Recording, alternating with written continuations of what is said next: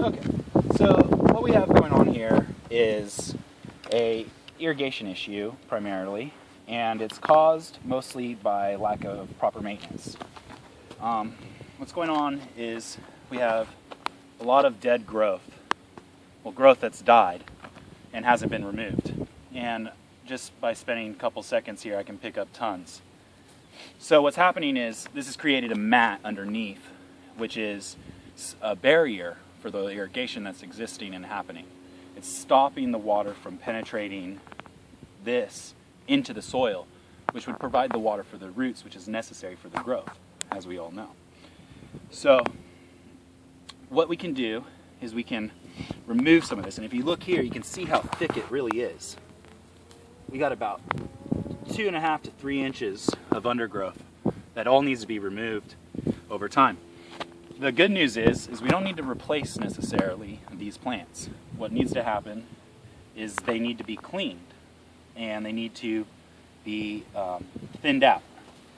If you look, we can actually pick up, and I could keep going even farther back, but you can see how much is just nothing sitting here blocking the soil.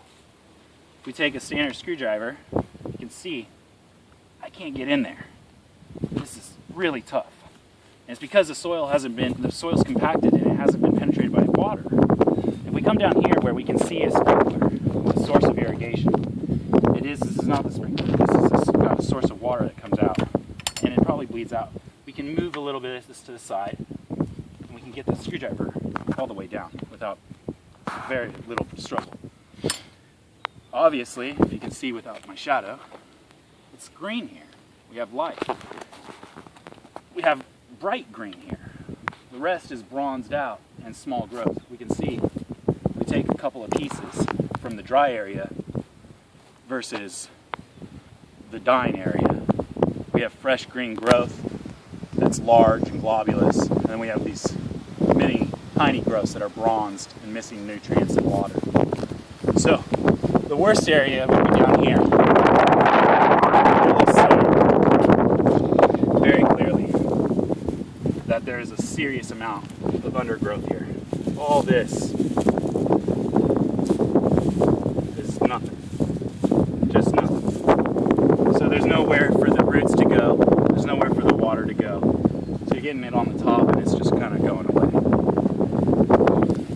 So that's the gist of what has to happen. All this dead has to come out, and what's left will stay and will come back and refill this area for whatever is lost. The proper technique to do this is by hand and not with any rake. If you use a rake on this, you'll rip out the existing roots that are strong and are doing okay, and you'll lose most of the plant. And at that point, you might have to replace some. Short of that, cleaning it out by hand is the best way to go. Once that's done, the water will be able to penetrate into the soil, and then you guys can add some nutrients, and that will get you where you're trying to be.